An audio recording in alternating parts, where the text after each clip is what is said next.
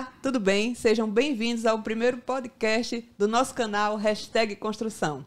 Nós aqui vamos falar tudo sobre engenharia, arquitetura, agronomia, inovação, geociências. Não deixem de curtir os nossos novos episódios. A gente hoje vai trazer um assunto que é bem interessante, né? Uma novidade que fala sobre a geriatria das estruturas, sobre as estruturas antigas, né? Como a engenharia deve tratar esse tipo de estruturas, né? Então, hoje eu tenho aqui uma presença ilustre do também meu professor, né? O professor Carlos Henrique de Carvalho, professor da UFES, do IFS, aqui em Sergipe, na área de engenharia civil, mestrado em engenharia de produção civil pela UFBA, doutorado em ciências de engenharia de materiais pela UFES e inspetor de estruturas de concreto pelo IBRACON, ABS e ABCP. Bem-vindo, professor. Muito obrigado por estar aqui com a gente nesse nosso primeiro podcast do #Construção. Bom, primeiro agradecer o convite honroso e parabenizar vocês, né? A hashtag é conhecido já de algum tempo, né?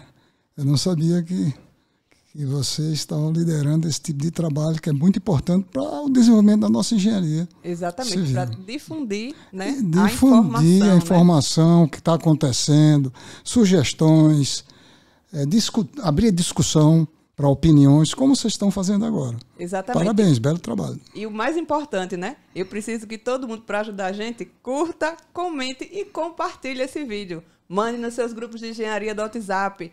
Mostre para aquele seu colega que quer fazer um mestrado, um doutorado ou que trabalha em inspeção predial, né? Esse assunto deve ser importante não só para os engenheiros civis, como também para as pessoas que trabalham em condomínios, né? Sim, os síndicos, né? Os órgãos públicos. Os órgãos públicos, trabalham exatamente. Com edifícios, com pontes, exatamente. Como os departamentos de estrada, né? Então, o tema é bastante abrangente e eu vejo esse trabalho de vocês importante para catalisar essa movimentação que eu vejo até interdisciplinar, da engenharia civil com outras engenharias em bem da sociedade. Exatamente. Professor, para começar, o que é que a gente pode entender como geriatria das estruturas? Bom, eu dei esse nome porque eu venho trabalhando muito, ultimamente, em obras antigas. Porque as obras estão ficando antigas, né? As obras nossas, década de 60, década de 70. E o que é que eu chamo obra antiga? Uma obra que já tem um período de vida útil significativo, que a depender do meio ambiente pode ser menor e pode ser maior. Mas tem como requisito um certo período de existência. Como eu tenho um genro que é geriatra e trabalha com idosos, eu resolvi dar esse nome também a esse tipo de trabalho, que inclusive eu concebi um fluxograma, porque eu acho que tem especificidades, né? Inclusive uma especificidade importante interdisciplinar da nossa engenharia com a engenharia de materiais, com a própria geologia, né? Com a engenharia de corrosão dentro da engenharia de materiais, porque tudo isso aparece essas anomalias aparecem nas obras antigas, por diversas razões, né? Muita carga durante muito tempo, quer dizer, pleno uso durante a vida útil, ou seja, a carga para a qual ela foi dimensionada nova. Mas aí tem o meio ambiente, agressividade do meio ambiente, cloretos, sulfatos, né? CO2 e outros agentes possíveis, questões até do próprio ambiente, questões higrotérmicas, questões de ataque químico. Tive caso de lavagem de piso de concreto em ambientes que tem muito produto químico que atacou o concreto mais cedo do que se imaginava. Então, numa obra antiga, a probabilidade de ter tudo isso é muito grande. Então, eu acho que não se deve ter uma visão nas inspeções, nas obras antigas, como a gente tem nas obras mais novas, que ainda não sofreram esse ataque eletroquímico, no caso do concreto, ou ataque mesmo da oxidação, no caso dos aços, principalmente no concreto, que é o que a gente tem mais na nossa região. E aí eu defendo uma tese, coloquei isso para discussão, já há uns 4 anos que eu venho colocando isso aí, e chamei de geriatria das estruturas, justamente para tentar convencer os nossos colegas, a nossa engenharia, que olhe diferente quando for periciar, quando for inspecionar uma obra idosa, que muito provavelmente tem todas as propriedades já com algum problema comprometido. Aí você tem propriedade mecânica, que a gente usa muito a resistência, usa muito modelacidade, é o que a gente trabalha muito, e muitas das vezes até você está com esse desempenho mecânico, mas tem um desempenho físico, quer dizer, questão de absorção, questão de umidade, questão de porosidade, questão de higrotermia, que tem que ser avaliado em uma obra antiga, porque já teve muito tempo para isso acontecer, questão da corrosão, quer dizer, questão, no caso do concreto, da eletroquímica, que com certeza no nosso ambiente acontece, com mais intensidade ou menos intensidade, dependendo da localização, e dependendo também da qualidade da estrutura, e dependendo também do local da exposição. Enfim, e biológico, inclusive também, o risco biológico pode acontecer, tanto de fauna como de flora, que também ataca concreto, pode atacar concreto, principalmente a corrosão. E aí, essas diversas propriedades devem ser analisadas. É por isso que eu digo, a engenharia civil, professor, 53 anos, sala de aula, tanto de UFS como de IFES, e realmente a gente não estuda a corrosão. Sim. É uma falha que só agora, nesses últimos anos, que a gente vem enxergando mais de perto, pelos casos concretos que têm acontecido, né? Principalmente. E aí, eu defendo dentro da geriatria que o trabalho seja interdisciplinar, seja polivalente, não só de engenharia civil. Porque nossa engenharia civil a gente aprende muito a fazer cálculo, né? Cálculo estrutural, análise estrutural, mas isso para obra nova. E depois, 30 anos, 40 anos de ambiente agressivo, que começa a perder propriedades mecânicas e começam a aparecer outras propriedades que no sistema vai uma comprometer a outra. Ou seja, é interdisciplinar. Então não dá para fazer uma inspeção predial, na minha visão, daí eu chamo de geriatria, sem conhecimento, por exemplo, da engenharia da corrosão. Sim, é verdade. Então, obra velha tem tudo isso. Por isso que eu dou o nome de geriatria. É cômico, muito hilário, muita gente comenta, mas só para despertar. Tem gente até que se incomoda, né? Tem gente que se incomoda. Colega que se incomoda. Mas é justamente para chamar a atenção, eu não sou dono da verdade. Eu não sou dono da verdade dos conhecimentos, eu estou falando pela teoria, esse tempo todo estudando, e pela experiência que a gente tem. E nesses casos mais antigos, que precisa ter uma visão interdisciplinar. O senhor falou uma coisa muito importante, que é a formação do engenheiro, né? Eu sou uma engenheira razoavelmente, já tenho 20 anos de formada, então já tenho como é que se diz, um trabalho consolidado, mas é como o senhor diz, eu não aprendi a trabalhar a corrosão na minha faculdade, né? O pouco que sei foi da vivência de obra. Mas a gente tem que trabalhar não só com a prevenção, porque quando você conhece o problema, você já começa a trabalhar a prevenção. Então, a gente precisaria atuar, como o senhor falou, inclusive nas grades curriculares, né? Introduzindo que tipo de disciplina, que tipo de assunto a gente poderia colocar isso nas grades de engenharia civil e trabalhar com a interdisciplinaridade, como o senhor falou, a engenharia de materiais, a engenharia química, né? O que o senhor sugere para que a gente trabalhe na parte de formação do engenheiro? Eu venho defendendo essa tese, apesar de ter passado muito tempo, também não estudei corrosão. Eu só vim conhecer a corrosão quando fui fazer doutorado, em 2014. Olha que eu saí em 1968. Pouco tempo. Pouco tempo. Foi que eu vim conhecer um pouco do que eu sei de corrosão, que é o mundo, e por ter feito direito também, ser bacharel, juntar as duas coisas, a técnica e o juridiquês, que sabe cobrar do engenheiro. E não quer saber se ele teve ou não teve graduação adequada para aquele tipo de trabalho.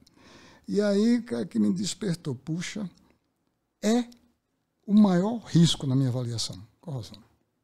É uma das piores manifestações patológicas que pode ter dentro de um concreto, dentro de uma estrutura. É a corrosão. Principalmente quando ninguém está vendo.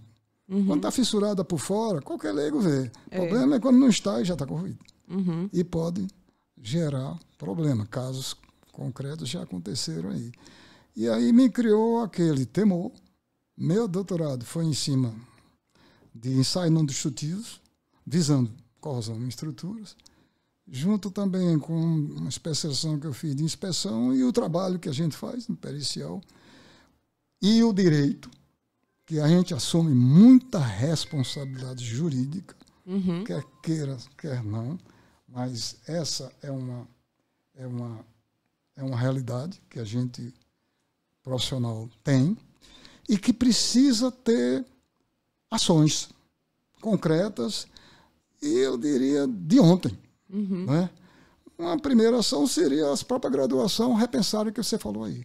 Criar um mínimo de disciplinas obrigatórias, não optativas, na área química, na área de materiais, como, por exemplo, engenharia de corrosão eletroquímica, que a maioria das estruturas são de concreto.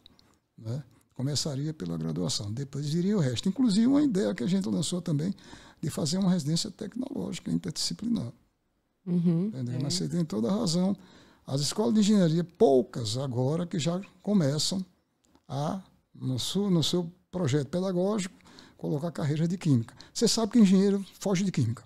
Sim. A gente foge de química. Eu. Foge. Eu só vim começar a gostar por causa do doutorado em materiais, que é química pura. E passei um tempo danado, 2 anos só estudando, porque dá trabalho aprender química. Física não, a gente domina não, bem. Física é tranquilo. Química. Agora química. É verdade. E aí vem eletroquímica, que a corrosão tem uma parte elétrica no meio também. Ou seja, mas alguma coisa tem que fazer, porque o graduado vai para o mercado e vai assumir uma responsabilidade jurídica sem base suficiente para isso. E ainda vai fazer laudo pericial na justiça sem fazer nenhuma especialização em corrosão. Em corrosão, exatamente. Não é isso? Exatamente. Tudo isso, quando a gente trata esse assunto, ele tem uma capilaridade dentro do nosso trabalho que é quase infinita. Exatamente. Daí eu ter criado essa palavra para justamente polemizar. Sim. Mas a palavra se muda. O que eu tenho, o objetivo é o seguinte, olha, obra antiga, veja diferente. Não é? Tem que analisar todas as propriedades para ver se o sistema não está comprometido. Exatamente. Essa é a filosofia. E dentro da filosofia da corrosão, né? O senhor já elaborou algum trabalho mais específico, assim, aqui em Sergipe, em algum outro lugar, que tenha sido fruto dessa seu olhar novo? Eu tenho feito, não é? Principalmente em obras antigas, assim, para a gente, a obra está aqui, visivelmente deteriorada, porque normalmente só chega, na maioria dos casos, desse jeito. Né? Muitas vezes até não precisa fazer muito ensaio, porque já está visível a deterioração, principalmente por corrosão. E aí ele quer resgatar uma nova vida útil. Quer que você, então, faça o projeto de recuperação. E muitas das vezes até, agora mesmo estou com 2 casos aí para começar, mas que é obra velha, mais de 60 anos, e ele quer aumentar a carga. Que é pior ainda. Sim. Quer dizer, você tem uma obra velha para um uso 300 kg por metro quadrado no máximo, ele agora quer 1.200 kg por metro quadrado. Oh, delícia. Tem condições? Tem. Projeto de reforço. O dia a dia é mais de obras antigas para recuperar. Ou reforçar quando já está bem deteriorado. E aí tem acontecido muito a procura. Eu, ultimamente, tenho trabalhado mais nesse segmento do que propriamente obra nova. Porque essas obras mais antigas dão um pouquinho mais de trabalho. Sim, e aí a gente leva a comparação para a geriatria como medicina, né? Porque a gente se prepara para chegar na boa idade, né? Então, quem faz exercício físico, quem se alimenta, quem vai no médico regularmente, vai chegar na boa idade em melhor condições de desempenho. Vai ter uma vida útil maior em pleno desempenho. Exatamente, né? Não dependente. E é por isso que a gente pode tratar usar esse nome de geriatria sem nenhum problema, né? Porque realmente existe um paralelo, né? Existe. Agora, o que existe é o seguinte, como a engenharia civil dissociada da engenharia de materiais, que é a engenharia química, principalmente corrosão, dissociada pelo, já falamos aqui, Os projetos pedagógicos da quase totalidade das universidades não contemplam, porque a engenharia civil não aprecia muito a química, mas é um fato. Não é só física, é química também. Porque entrou hoje no contexto jurídico e técnico o conceito de durabilidade. Hoje não é só ELU, Estado Limite Último, e ELS, Estado Limite de Serviço, como a norma nova, a nossa norma, enfatiza muito. A NBR 6118 de concreto de 2021 enfatiza muito. E passando, a minha visão, melhorou até um pouco agora com 2023, incorpora a durabilidade dentro do ELS, mas é muito pouco, na minha visão. Então, você vê mesmo a parte estrutural, na minha visão, né, criticando o calculista, eles precisam de ou agregar quem tem conhecimento, complementar, ou eles mesmos estudarem, que é mais complicado, porque você estuda cálculo, é física o tempo todo, mecânica, né, principalmente, estática, dinâmica, essa coisa toda. Partir para absorção, porosidade, teor de cloreto, carbonatação, potencial de meia célula, galvanização, já é uma coisa mais de química e não é muita praia dos calculistas. Então, o trabalho que eu penso? Preparar profissionais, principalmente na área de tecnologia do concreto, para agregar esses outros parâmetros de durabilidade. Por quê? Porque no juridiquês nosso entrou também o ELD, Estado Limite de Durabilidade, apesar de não estar tão explícito na nossa norma. Mas no exterior, há tempos que o Estado Limite de Durabilidade é incorporado. E não dá hoje para você fazer uma obra sem falar em vida útil, porque o juridiquês está cobrando já dos construtores, a partir da norma de desempenho de 2013, a vida útil. Isso. Muitos processos já acontecendo. E a gente não sabe ainda, como a coisa está rolando aí na primeira instância, qual vai ser o entendimento lá da última instância. Mas vida útil é um conceito que hoje, ligado à sustentabilidade, é um conceito holístico que está muito forte. E aí não dá para o engenheiro civil não ter isso olhado nisso aí, minha opinião. Daí a geriatria entrar nesse muito contexto. Mais do que a obra não cair, né? Sim, porque muito quando mais, exatamente. O leigo fala em durabilidade, ele pensa apenas a obra não cair. Não é só isso, né? É só cair. É você ter usado os materiais menos agressivos possíveis, né? A melhor comparação do meio ambiente. Tem todo tem um aspecto uns aspectos que a gente tem que ser levado isso para que se adeque à sustentabilidade. Exatamente. Não dá. Teor de carbono, você vê a indústria de cimento considerada uma das maiores, né, mais ataca meio ambiente com carbono, não sei o que. A preocupação deles é aumentar as adições minerais para diminuir o clinker. Ou seja, diminuir a matéria-prima para ir para o forno. Exatamente. Tem um lado econômico interessante, mas as adições também melhoram bastante a durabilidade. Só que tem que compatibilizar com as propriedades mecânicas. Porque hoje a gente trabalha com concretos de alta resistência mecânica. Sim. E esbelto. Esvão grandes. Então, vem a tal da fissuração. Inclusive plástica. Que as adições minerais não resolvem por aí. Aí é questão mecânica. Então, tem que compatibilizar esses parâmetros de segurança com durabilidade. O senhor sabe que eu trabalho muito com estudante, né? Eu lido muito com estudante. E uma das coisas que mais me perguntam, até por causa do meu trabalho e do meu serviço no sindicato, é: Elaine, o que eu devo fazer de pós-graduação? Qual é a pós-graduação que vai me dar um trabalho imediato? Eles perguntam assim, certo? O que é que eu devo estudar?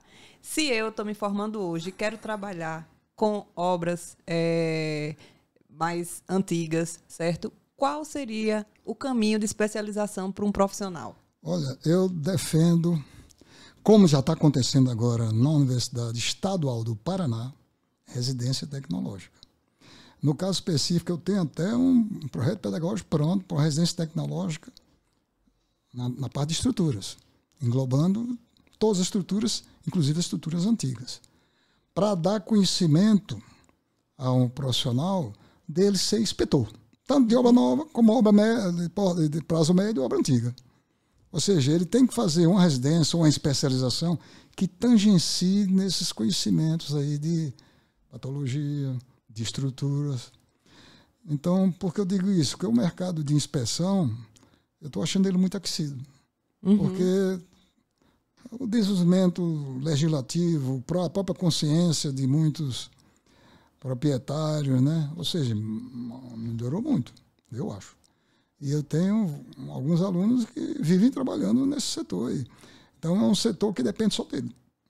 Primeiro, dele entrar no mercado, que é a grande dificuldade. Mostrar que tem conhecimento e alguém que acreditar e dar oportunidade. Segundo, ver a oportunidade ele ter conhecimento de não errar. Ou passar batido, que não é uma coisa difícil de acontecer, inclusive com experientes. Sim. É o maior receio que eu tenho, passar batido, não ver alguma coisa. Principalmente em obra Assim antiga. como na medicina. Como na medicina. O médico pode ver aquilo que ele está procurando e deixar de ver outra coisa que está por trás. Pois é. E o sistema já é antigo, está funcionando um, precisando do outro, e pode fazer uma diferença. Exatamente. Né? Antigamente nós tínhamos nas cidades grandes áreas disponíveis para a gente começar obras novas. Hoje, os espaços estão cada vez mais disputados, né? Muito disputados.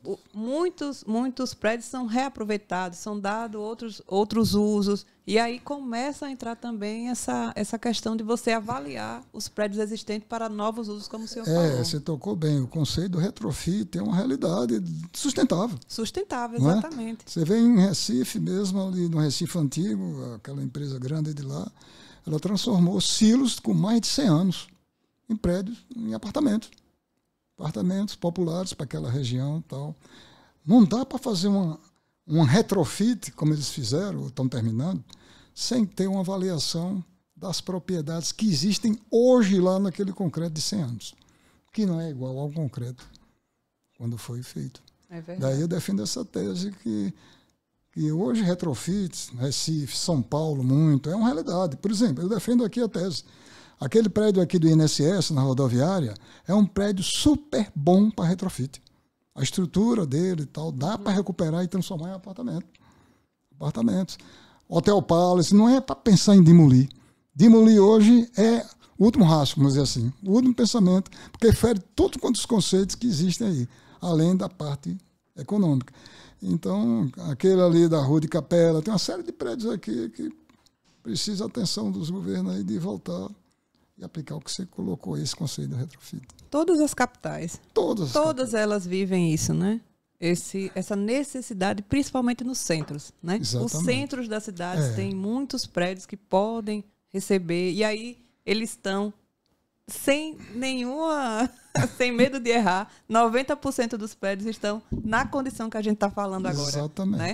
Então a gente tem que realmente se habilitar, né? Fazer nos capacitar para a gente conseguir trabalhar com esse tipo de obra, né? Você vai pegar o idoso e dar uma nova vida útil para ele. Para isso, você tem que saber como é que está o idoso. Para daí saber o que é que vai fazer, o que precisa fazer, para justamente ter uma nova vida útil em pleno desempenho, como manda a nossa norma. No mundo, em outros países, existem normas que tratam desse assunto especificamente? Existe. Você pegar a FIP, Eurocode, ACI, não é? Espanha mesmo, o próprio Eurocode trabalha muito com isso. Enfatiza muito a durabilidade. Então você tem muito trabalho de pesquisa em cima de durabilidade. Tanto na Espanha, França, Alemanha, Estados Unidos, Japão. Esse conceito hoje, como você falou no começo, durabilidade virou um conceito. Tanto quanto a segurança do LU e o LS. LD, eles chamam de ELD, Estado Limite de Durabilidade. Aqui a gente está colocando a durabilidade dentro do LS como mais um parâmetro, mas eu acho pouco. Apesar da versão de 2023 agora, da 6118, evoluiu bastante já, mas ainda eu acho pouco para o que a gente precisa. O senhor diria que um dos caminhos seria a gente trabalhar com a normatização, uma norma de edificações antigas, trabalhar com normatização, até para dizer quais os profissionais habilitados para fazer isso? Eu primeiro penso em o seguinte, facultar para os profissionais novos e antigos a possibilidade de adquirir esses conhecimentos complementares. Por que eu digo isso? Porque eu fiz um doutorado e escolhi essa área. E aí eu aprendi muito. Mas não é todo mundo que tem essa oportunidade. É verdade. Então, muita gente não acredita, não gosta do que eu falo, porque não conhece. Mas eu conheci. Então, a gente trabalha, por exemplo, câmara de temperismo. Você pega um protótipo lá de concreto, bota dentro da câmara, simula lá a temperatura, concentração de cloreto e ver o que é que acontece ligeirinho. E daí a gente começa a simular com a realidade quando você faz uma medição em campo e tal. E é diferente para quem não tem essa visão, porque não cria essa sensibilidade. E, infelizmente, a dissociação também das nossas universidades, das diversas engenharias, tem ajudado muito isso. Por exemplo, eu já tentei, umas 2 vezes, tentar essa residência, pegando a engenharia civil da UFS, com a engenharia de materiais, onde eu fiz doutorado da UFS. Mas não se conversam, né? Não se conversa. Acho que as prioridades são diferentes. O IFES ainda nem adianta, porque isso não tem aquela estrutura de pós-graduação que tem a universidade. Apesar do curso ser bom, tudo, mas mais difícil. E também a cultura da própria cabeça, que ainda não chega priorizou uma pós-graduação desse nível. Mas depois desse programa, muita gente vai procurar a universidade, vai procurar os cursos, certo? Procurando alguém que dê o curso de inspeção, certo? E de corrosão para engenheiro, certo? Então a gente vai, quem sabe, né, o primeiro passo de uma mudança, né?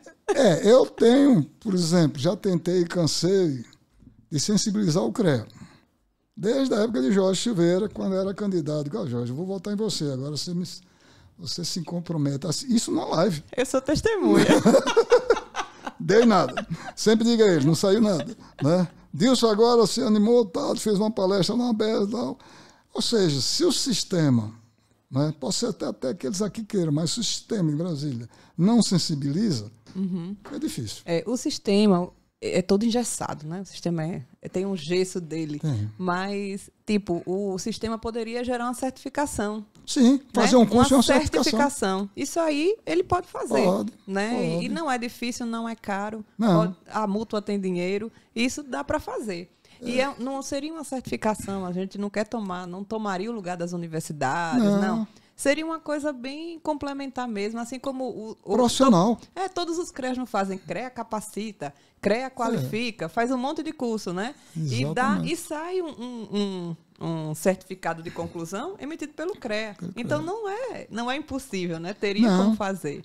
E massa crítica para fazer o curso, inclusive eu montei, entreguei para jovens, entreguei com professor, laboratório e tal. Mas não consegue sensibilizar o sistema.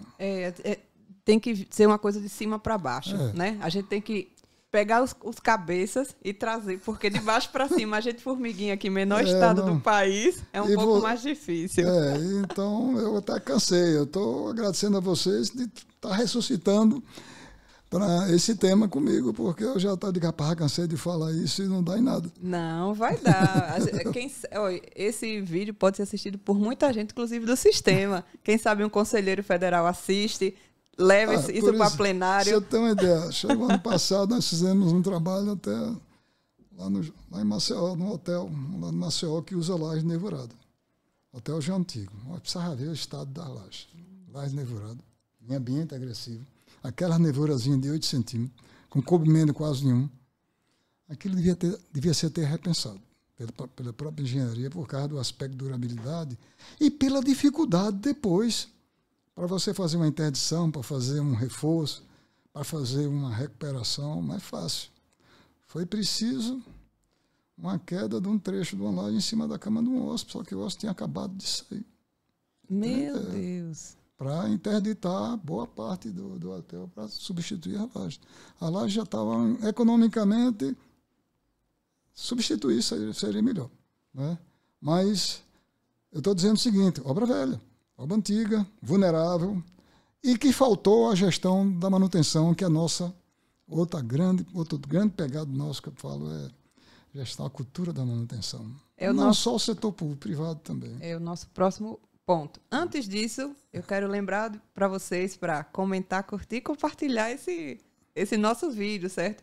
Que esse vídeo tenha um grande alcance para que chegue, né? Quem sabe lá no Confea, nos entes do Confea, nos atores do Confea, né? Para que a gente possa levar esse assunto até numa SOEA, na Semana de Engenharia, para que a gente consiga sensibilizar, né? E ver e tornar o sistema um ente ativo no combate aos acidentes. E proativo na defesa da sociedade. Isso, não é reativo depois exatamente. que acontece a tragédia. Isso, a gente é muito Proativo, reativo. É verdade. Quando a gente faz essa qualificação com esse foco, a gente está realmente assumindo o protagonismo da defesa da sociedade. O objetivo, no fundo, é salvar vidas. Exatamente. Não é depois que morreu e agora vamos ver o culpado. Salvar vidas, evitar prejuízos profissionais, né? sustentabilidade, prejuízos financeiros. São tantas camadas que a gente pode fazer com ações que custam muito pouco, professor.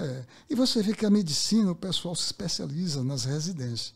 Isso. Eu propus uma residência só de inspeção estrutural, mas pode ser outras residências. Porque a tendência, por exemplo, hoje, depois de tanto tempo, eu não gosto mais de estudar hidráulica, eu vou estudar porque eu gosto, que é o que eu faço. Eu já gosto da hidráulica. Então, você já gosta da hidráulica. Eu sou do saneamento. Porque a gente tá muito naquilo. Isso, né? Exatamente. E aí tem mercado para se especializar. Isso. Então, por que não o próprio sistema CREA começar a ver isso como os médicos, criar as residências? Eu tenho um case interessante lá no Paraná.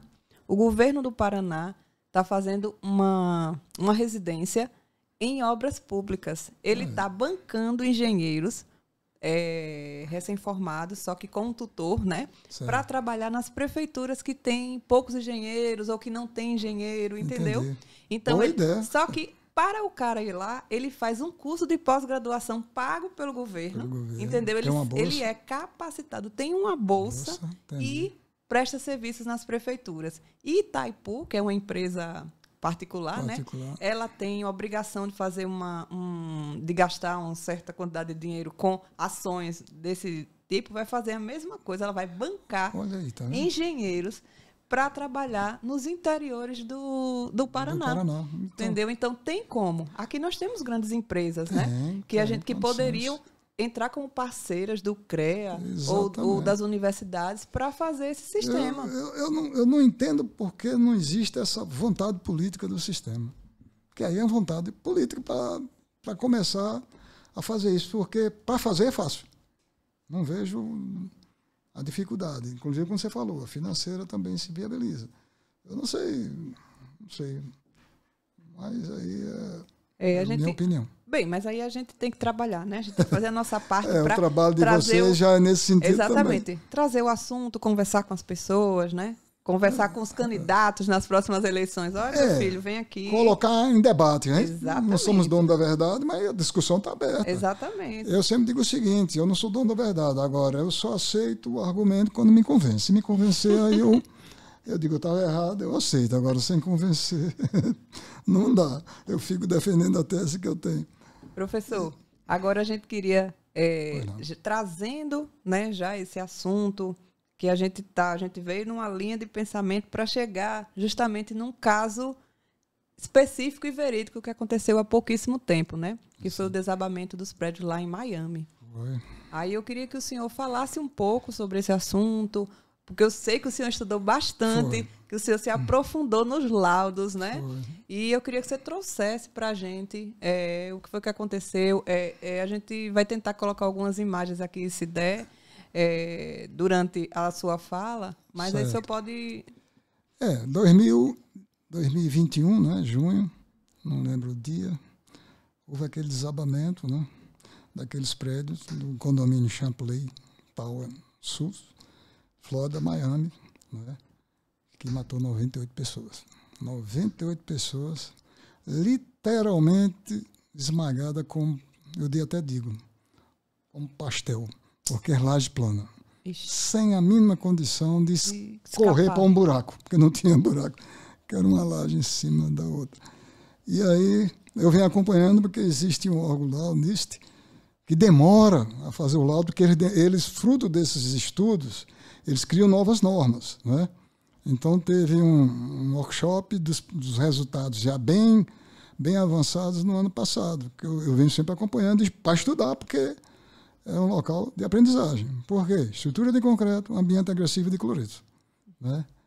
E o NIST ele tem o papel de estudar todas as hipóteses possíveis e imagináveis, né? Por isso que já tem... Em 2021, estamos em 2025, Quer dizer, 4 anos e eles ainda não deram o laudo final, porque quando eles concluem, eles dizem também o que tem que mudar nas normas. Mas deve ser esse ano, meado desse ano, já estão concluindo aí. Como aquelas torres que o Bin Laden andou derrubando, eles levaram um tempinho para chegar a isso. É claro que as seguradoras e outros órgãos do próprio Estado, lá da Flórida, em Miami, em curto prazo, eles o judiciário mesmo, em 4 meses, mudou a legislação. Que tinha uma legislação que só para fazer inspeção a partir dos 40 anos. Qualquer tipo de prédio. Né? A partir dos 40 anos. E esse prédio tinha exatamente os 42 anos, que 2 anos antes tinha sido feita uma inspeção em toda a estrutura para cumprir a lei. E o NIST estudou recalques, estudou problema de estrutura, problema de diversos ataques químicos, influência de construção vizinhas durante uma anamnese construtiva, trabalho gigantesco. Aí sempre eu comigo, puxa, para chegar ao que todo mundo está vendo, que foi um capitel de uma laje nevurada, corroeu, e o perito 2 anos antes não viu. Passou batido, esse é o medo. Laje nevurada plana, o pilar, aqueles capitéis embutidos nas lajes, só que essa laje ficava no deck, junto da piscina, na área externa, que inclusive tem o que a gente usa muito aqui, né, as palmeiras, né, não sei quantos centímetros de terra vegetal em cima, tudo bom, de umidade presente, cloreto intenso, a região muito forte de cloreto lá nessa região.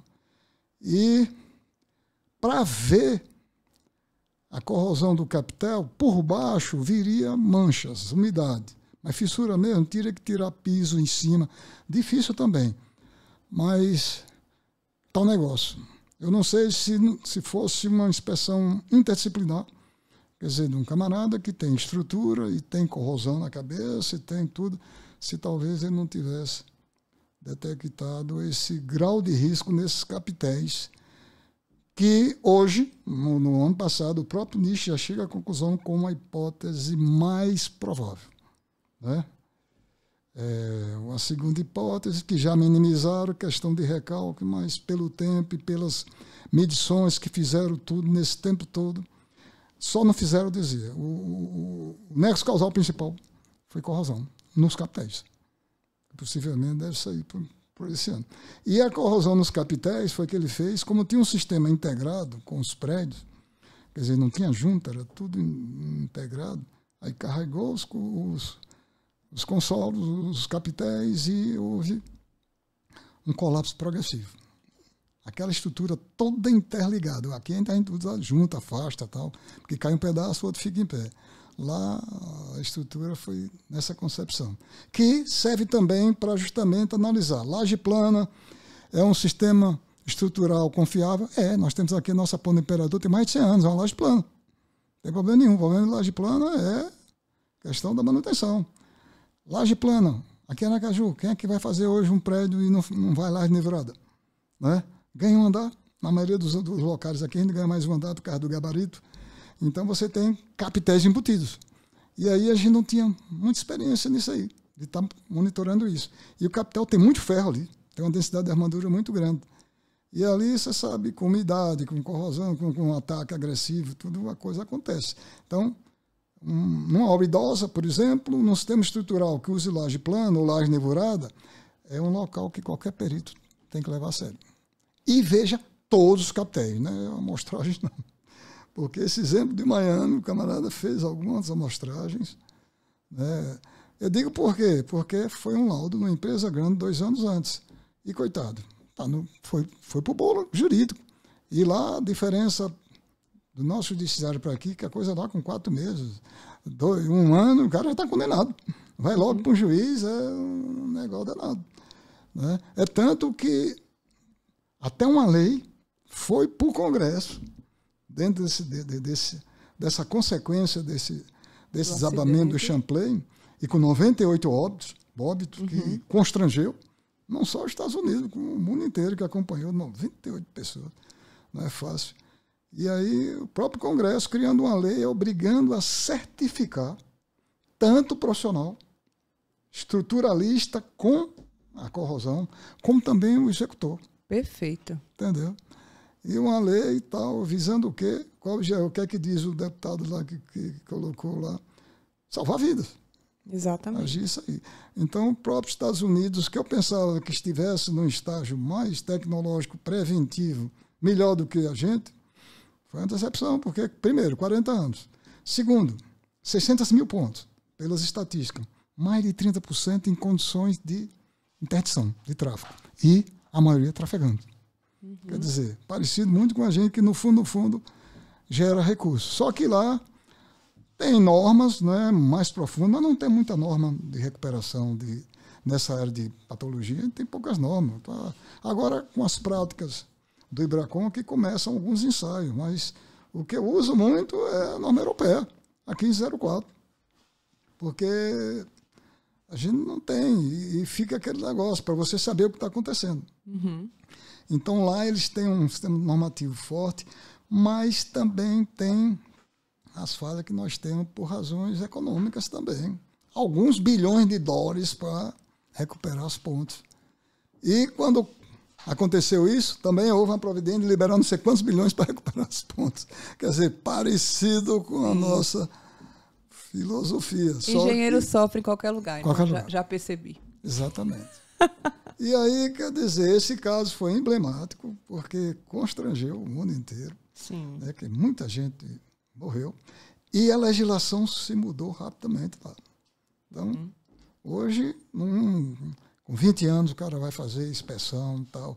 Hoje, o que você falou, que você sugeriu, certificação, não é qualquer perito que pode fazer.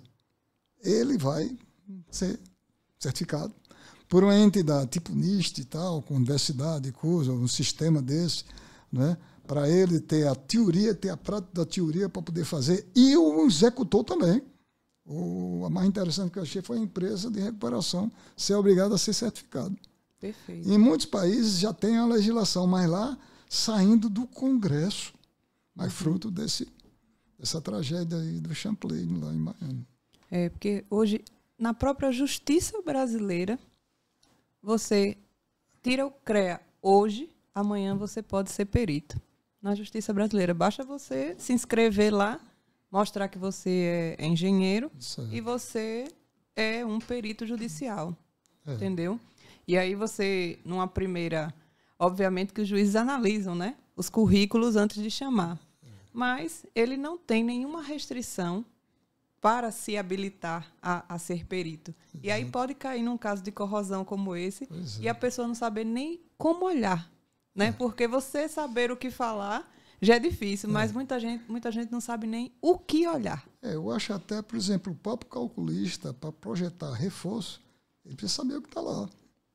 Que ele vai assumir a responsabilidade pelo que está lá, se ele não avaliar. Exatamente. E o software não vai resolver tudo isso. Não vai resolver. E na nossa engenharia é outra falha que eu vejo. Os nossos softwares, né, tradicionais, né, não trata do sistema. Trata de obra nova. TQS, Albérica, tudo novo. Mas eu pergunto, e com corrosão instalada? E com sulfato lá, com reação expansiva instalada, tudo junto ao mesmo tempo. Hoje é interdisciplinar. A modelagem é tridimensional, conjunta. Então, o Consol, por exemplo, uma empresa aí que faz software, que trabalha com corrosão, com aquecimento, com tudo quanto é agente físico e químico que pode... E hoje o mundo moderno, quer dizer, Estados Unidos, Canadá, Europa, já trabalha com isso. O calculista interdisciplinar. O software, levando em conta, está ali a viga. Só vou no local levantar o grau de corrosão, onde é que está a corrosão mais, se está no momento max, se está no cortante max, para ele fazer a modelagem. Isso. Não dá para fazer a coisa só com propriedade mecânica, mas não. Pois é. E entrando nesse assunto, a gente vai fazer um teste, certo? Para vocês que não sabem, a gente tem uma inteligência artificial aqui, que é nosso produtor, Daniel, né? E Daniel deu uma dica, né? A gente vai fazer o seguinte, a gente vai perguntar à inteligência artificial, o ChatGPT, a gente vai colocar uma pergunta no ChatGPT, tipo, como eu devo cuidar de obras antigas? E vamos ver o que ele responde, certo? Okay, beleza. Estamos prontos, Daniel, para colocar? A gente vai colocar na tela, professor, porque aí a gente vê o que é que a juventude hoje está fazendo. Eles estão usando a inteligência artificial para tudo. Para tudo. Aí ele vai dizer o que é, vai sugerir e a gente vai ver se ele está dizendo mesmo o que tem que fazer ou se ele está inventando coisa. Uhum. Se é o necessário ou necessário e suficiente. Porque até para provar que ou que ele está bem informado ou que ainda está... Ok. Vamos lá. Como devo tratar de obras antigas? Isso é uma boa pergunta. Vamos lá. Olha, ele já perguntou, o que é que você chama de obras antigas? Você se refere a edificações históricas patrimoniais de reforma ou outro tipo de obra? Certo? Então, vamos colocar. Estou tratando de construções com... estruturas antigas. Com idade acima de 40 anos. Pronto, tá.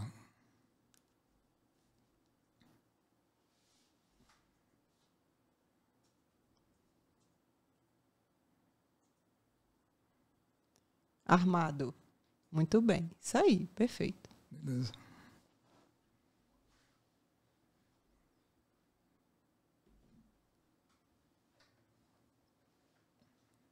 Então, ele traz o diagnóstico inicial, que é a inspeção, a realização de ensaios técnicos.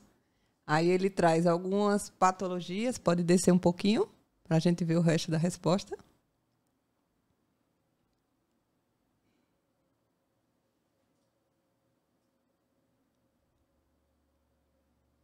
A fissura, a perda de resistência, falhas, certo? Aí ele já traz métodos de reforço e recuperação, reparação do concreto, uso de argamassas poliméricas, um reforço de armadura, aumento de capacidade. Aí ele traz a norma de desempenho, né, a 15575, certo. E também a de estrutura de concreto, né, a 6118. Fala de monitoramento contínuo, fala muito pouco de corrosão, não fala da interdisciplinaridade da inspeção, né? Fala muito pouco de química. Fala muito pouco, né? De química, de eletroquímica, de exatamente, de oxidação. De outros ensaios para você medir, inclusive, a velocidade da corrosão. Ele dá um escopo, mas precisa detalhar. Isso, isso é para mostrar que não tem como você se confiar, né, num Google para você resolver esse tipo de problema. Porque muita gente vai usar para fazer um laudo. Laudo, exatamente. Entendeu?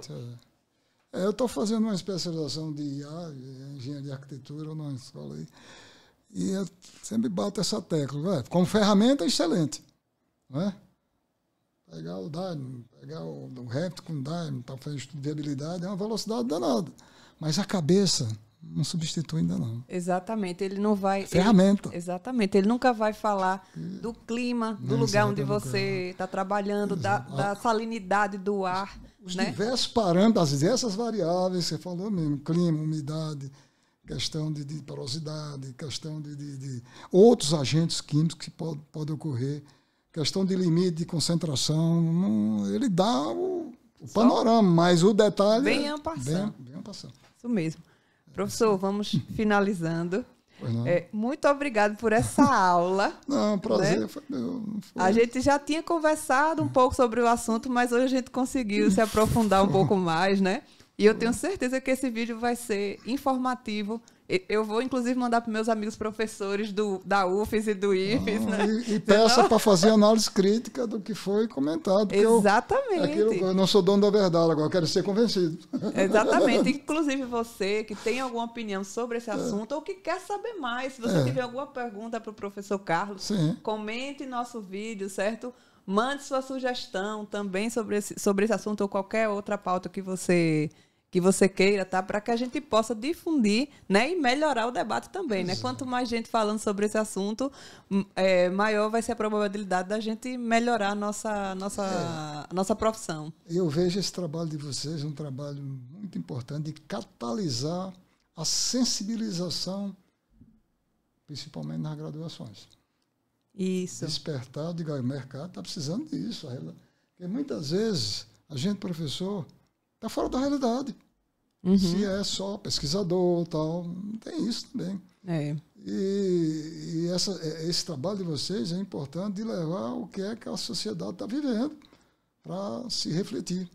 Então, é um trabalho político, até técnico, importante. Isso, esse mesmo programa que a gente está gravando aqui vai para o YouTube, vai também para um podcast. E a pessoa vai poder ouvir no Spotify. E a gente tem uma audiência muito boa, professor. Inclusive entre jovens, entre pessoas entre 20 e 40, entendeu? A gente tem um alcance grande. Então, eu acho que a gente está dando um pontapé aqui numa coisa muito maior. Sem contar que a engenharia, eu sempre digo, o aprender é vitalício. Isso, eu nunca parei de estudar, desde o meu último dia de aula. Pega uma obra, tudo, a gente já tem ideia, já fez parecida, mas sempre tem Sempre é diferente, coisa. Exatamente. Sempre tem um pequeno, grande detalhe que faz a diferença e que leva você a pensar no travesseiro. Engenharia é inovação. Sempre Engenharia é inovação. Amanhã eu já sei menos do que eu deveria saber. Certo? Porque todo dia as coisas mudam, os materiais mudam, a tecnologia nos engole, né? E aí, se a gente não tiver sintonizado, se não tentar acompanhar, eu quero fazer igual o senhor, estudar até, certo? Enquanto eu tiver língua para falar, eu vou estar estudando. Professor. E hoje é fácil, né, estudar, se quiser. Não é? Hoje é muito mais fácil, eu também acho. Professor, foi perfeita a nossa conversa, viu? Muito obrigado. Foi uma verdadeira aula, né? Como sempre. Eu queria saber se você tem alguma rede social para quem quiser conversar com você. Você usa o Instagram? Eu tenho um LinkedIn que de vez em quando eu publico lá uma opinião minha no LinkedIn. Carlos Henrique. Agora... Deve estar seu sobrenome todo. Sobrenome, não, Carlos Henrique. LinkedIn. Certo. A gente vai colocar na descrição do vídeo o link para o seu perfil, tá certo? Tudo bem. E aí eu quero pedir mais uma vez, agradecer quem nos acompanhou até aqui, né? Curta nosso vídeo, dê aquele like, não custa nada, certo? Comente, mesmo que você tenha alguma crítica, comente, porque você nos ajuda a engajar, tá bom? Compartilhe com seus amigos, nos seus grupos de WhatsApp. Mostre, olha o que é que estão falando sobre a questão da inspeção, sobre a qualificação profissional, é muito importante. E não deixe de também se inscrever no nosso canal do YouTube, né? Isso nos ajuda a alcançar mais pessoas, a quem sabe mudar a engenharia, né? Muito obrigado por vocês estarem até aqui, né? E a gente vai se encontrar, ainda teremos outros programas, temos muitos assuntos diferentes de várias áreas, não só da engenharia civil, como foi hoje. E eu espero que vocês estejam sempre acompanhando nossos vídeos. Muito obrigada, curta, comente, compartilhe. Valeu, até a próxima!